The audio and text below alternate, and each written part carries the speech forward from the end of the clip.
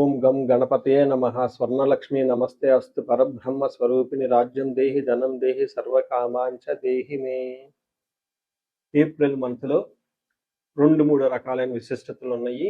చాలా ముఖ్యం అందరూ తెలుసుకోవటం. ఈ మంత్లో జ్యోతిష శాస్త్రం ప్రకారం చూసుకుంటే 4 గ్రహాలు మారుతూ ఉన్నాయి. సూర్యుడు, కుజుడు, ఈ 2 క్రూర గ్రహాలు ఇవి మారుతూ ఉన్నాయి. బుధుడు, శుక్రుడు కూడా మారుతూ ఉన్నాయి. ఇవి శుభగ్రహాలు అనుకోవచ్చు. ఈ 4 యొక్క గ్రహాల యొక్క పరిస్థితిని, వాటి యొక్క స్థితిగతులను బట్టి ఈ మంత్ ఎలా ఉందో మనం చూద్దాం.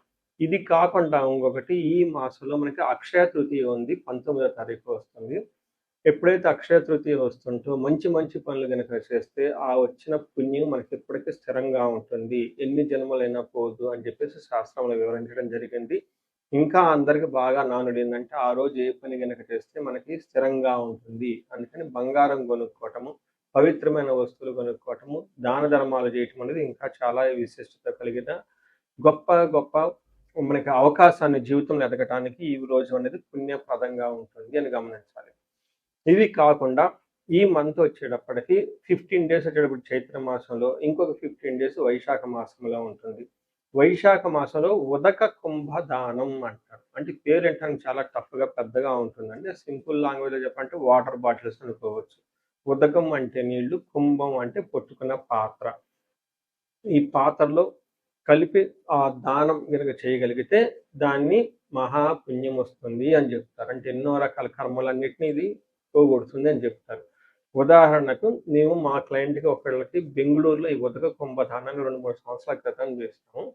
ఏం చేయాలి? ఒక రాగి చెంబు తీసుకొని దాని నుంచి మంచి నీళ్లు పట్టుకొని అందులో ఒక యాలుక్కాయ కానీ, ఒక లవంగా కానీ వేసి దానికి కొంచెం పట్టిక కానీ ఏదన్నా బెల్లం కానీ అందులో కొంచెం కలిపేసి ఆ చెంబుకి లేదంటే ఆ పాత్రకి మనం పసుపు కుంకుమ పెట్టి ఆ పాత్రతో సహా ఎవరికైనా సద్బ్రాహ్మణులు కానివ్వండి, వేద పండితులకు కానివ్వండి, పితృ సమానులకు కానివ్వండి, లేదా గురువు సమానులకు సంబంధించిన వాళ్ళకి కానీ మనం ఆ పాత్ర దానం చేయగలిగితే దాన్ని ఉదక కుంభ దానం అంటారు. ఇలా చేయగలిగితే సూపర్. అలా చేయలేని వాళ్ళు కూడా దానికి మీరేం నిరుత్సాహపడిన అవసరం లేదు. 2 ఇయర్స్ బ్యాక్ ఎప్పుడన్నా ఒక వీడియోలో చెప్తే ఇది ఏం చెప్పానంటే, వాళ్ళకి వాటర్ బాటిల్స్ దొరుకుతాయి. మనకి చలివేంద్రాలని అవి ఇవని పెడుతూ ఉంటారు పూర్వకాలంలో. ఇప్పుడు ఆ రోజు అలా పెడితే ఎవరు వాటిని కూడా చూడరు, తాగరు.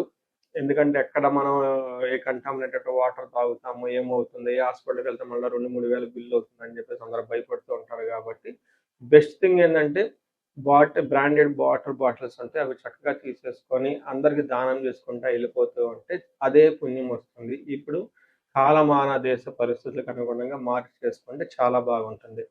ఇది నేను చెప్పడంతో 2 ఇయర్స్ బ్యాక్ ఒక లేడీ నాకు ఫోన్ చేసి, మీరు చెప్పిన ఉదక కుంభదానాన్ని వాటర్ బాటిల్స్ నేను నా నా కార్లో పెట్టుకొని తీసుకుని వెళ్ళానండి. అందరికి చక్కగా ఇచ్చుకుంటూ వెళ్ళిపోయాను. అందరు థ్యాంక్స్ చెప్పారండి అని చెప్పారు. ఇలా మీరు చక్కగా నీళ్ళని, వాటర్ బాటిల్స్ వీటిని కనుక దానం చేస్తే చాలా చాలా కలిసి వస్తుంది. కర్కాటక రాశి చూసుకుంటే ఈ రాశిలో ఫస్ట్ ఉన్న నక్షత్రం వైజ్ చూసుకుంటే పునర్వసు 4వ పాదం, పుష్యమి 1, 2, 3, 4 పాదాలు, ఆశ్లేష 1, 2, 3, 4 పాదాలు అంతా ఈ రాశిలో ఉంటారు.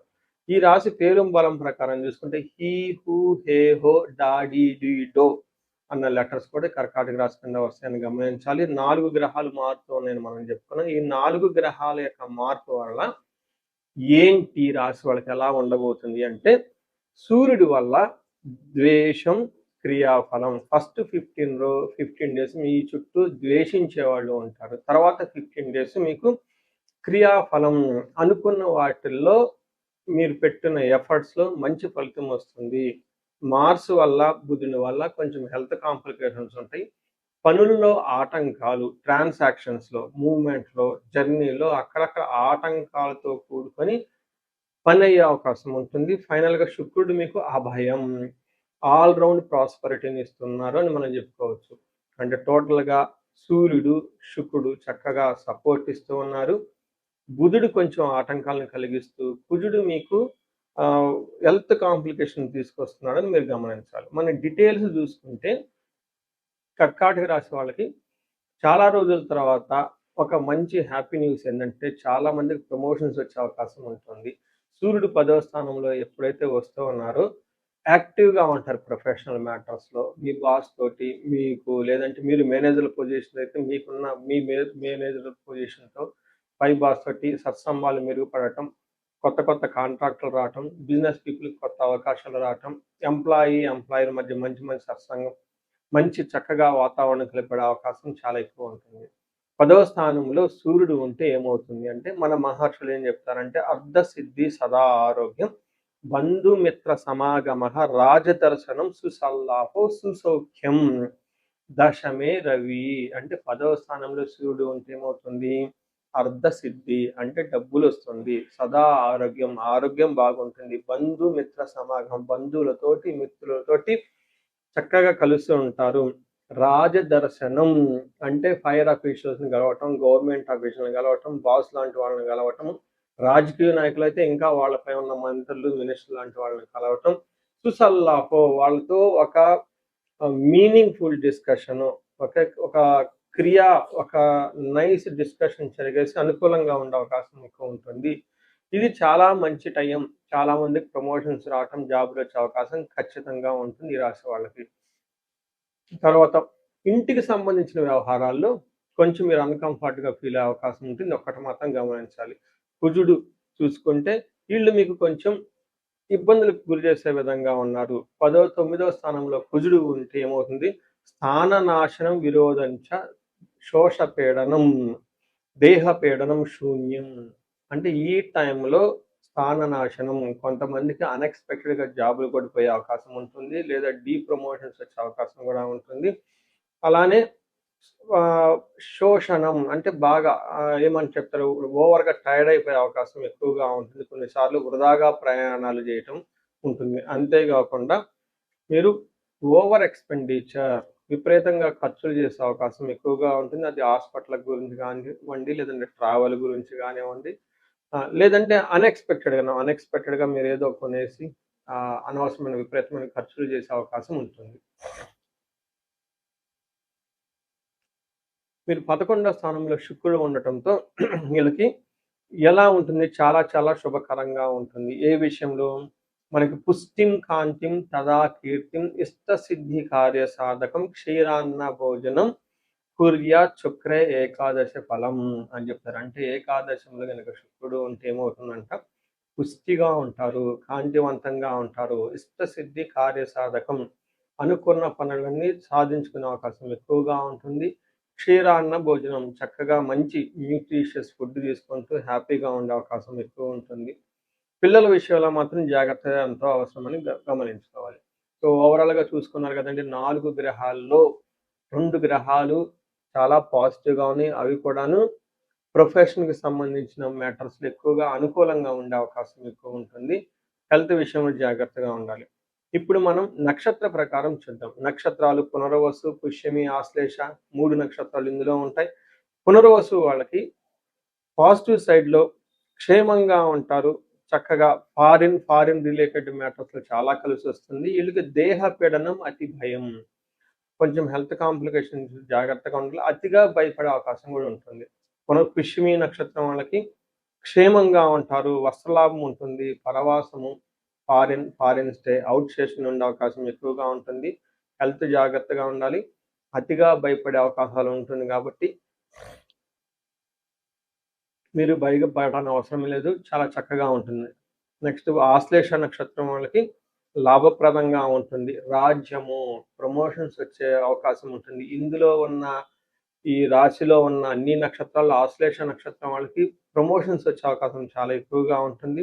వస్త్ర లాభము, ధన లాభము, క్షేమము, లాభప్రదంగా ఉంటుంది. అయితే ఒక్క విషయం, ధనం విషయంలోను, హెల్త్ విషయంలో జాగ్రత్తగా ఉండటం, అతిగా భయపడే అవకాశం ఎక్కువగా ఉంటుంది. సో చూసారు కదండీ! పుష్యమి నక్షత్రం వాళ్ళకి కొంచెం స్లోగా ఉంటుంది గ్రోత్. ఆటంకాలతో కూడి ఉంటుంది ఈ మంత్. మిగతా అన్ని విషయాలు చక్కగా ఉంటుందని గమనించాలి.